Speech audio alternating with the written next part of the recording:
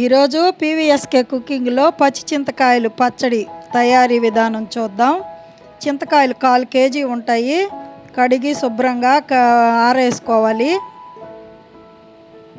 పచ్చిమిరపకాయలు 150 గ్రాములు తీసుకున్నాను. ఇవి కూడా కడిగి ఆరబెట్టుకున్నాను. చెమ్మ లేకుండా ఆరబెట్టుకోవాలి. ఇవి చింతకాయలు తరిగి పెట్టుకున్నాను. ఈండ్లు అవన్నీ తీసేసి పచ్చిమిరపకాయలు 2గా తుంచి పెట్టుకున్నాను.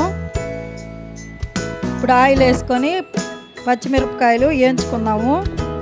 మీరు కారం మీకు తగ్గట్టు వేసుకోండి. 150 గ్రాముల దాకా ఉన్నాయి పచ్చిమిరపకాయలు. దీనికి కొద్ది కారంగానే ఉండాలి. 2 రోజులకి కారం తగ్గిపోద్ది. ఇప్పుడు మిక్సీలో పచ్చిమిరపకాయలు వేసుకొని ఉప్పు వేసుకొని ముందు తిప్పుకున్నాము కొంచెము. ఇప్పుడు తరిగిన చింతకాయలు వేస్తున్నాను.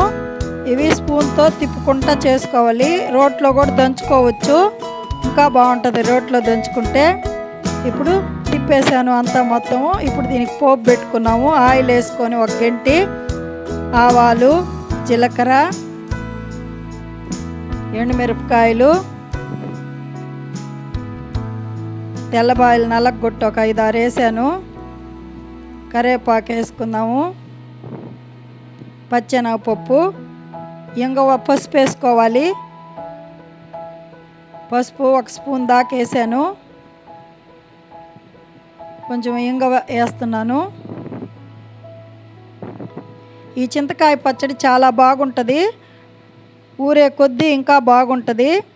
ఇప్పుడు ఆ పచ్చడిని మనం మిక్సీలో వేసుకున్న పచ్చడిని ఈ పోపులో వేసాను. కొంచెం ఉడకబెడుతున్నాను లైట్గా, జలుబు గిలుబు లేకుండా ఉంటుంది, జలుబు చేయకుండాను.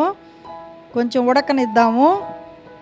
ఈ వీడియో నచ్చితే లైక్ కొట్టండి. పీవీఎస్కే కుకింగ్ సబ్స్క్రైబ్ కొట్టండి. ఆహా, చింతకాయ పచ్చడి, నోరూరిచ్చే చింతకాయ పచ్చడి రెడీ.